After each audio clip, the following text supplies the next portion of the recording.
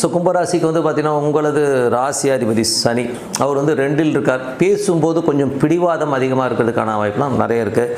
மற்றபடி வந்து பார்த்திங்கன்னா உங்களுடைய 3ஆம் அதிபதியான குரு 2ஆம் அதிபதியான குரு வந்து பார்த்திங்கன்னா உங்களுக்கு வந்து 5ல் இருக்கும்போது குழந்தைகளோட விஷயங்களை ரொம்ப மெனக்கிடுவீங்க. ஸோ அதுக்கான முயற்சிகள் அவங்களுடைய சுப நிகழ்ச்சி சம்பந்தமான விஷயங்கள் நடக்கிறதுக்கான விஷயங்களுக்காக மெனக்கெடுகள் நிறைய இருக்கிறதுக்கான வாய்ப்புலாம் நிறைய இருக்குது. 3 மற்றும் 10ஆம் அதிபதியான செவ்வாய் அது வந்து 8ல் இருக்கும்போது இளைய சகோதரருக்கும் உங்களுக்கும் நிறைய கருத்து வேறுபாடு டென்ஷன் வர்றதுக்கான வாய்ப்புகள் நிறைய இருக்குது. ஸோ அதனால் கொஞ்சம் புதிய அக்ரிமெண்ட் ஒப்பந்தங்களால் கொஞ்சம் டென்ஷன் வர்றதுக்கான வாய்ப்புகள் கொஞ்சம் பார்த்து நடந்துக்கணும்.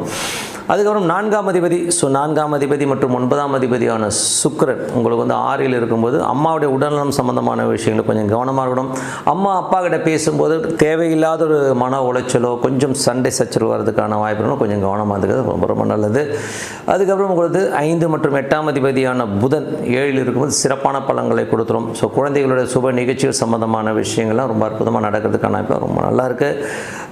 மற்றபடி வந்து பார்த்திங்கன்னா உங்களது 6ஆம் அதிபதியான சந்திரன் வந்து பார்த்திங்கன்னா உங்களது பொருளாதாரத்தில் நல்ல உயர்வு நல்ல ஒரு வருமானங்கள் வர்றதுக்கான வாய்ப்புலாம் ரொம்ப நல்லாயிருக்கு. உங்கள் முயற்சியில் பெரிய வெற்றி வேலையில் வந்து இதுவரை இந்த ஒரு ஸ்ட்ரெஸ்ஸஸ்லாம் கொஞ்சம் கிளியராகி ஃப்ரீயாகிற மாதிரி ஃபீலிங் கண்டிப்பாக கொடுக்கும். அதுக்கப்புறம் பார்க்கும்போது உங்களது 9ஆம் அதிபதியான சுக்கிரன் வந்து பார்த்திங்கன்னா 6ல் இருக்கும்போது தந்தையோட உடல்நலம் சம்பந்தமான விஷயங்களை கொஞ்சம் கவனமாக இருக்கணும்.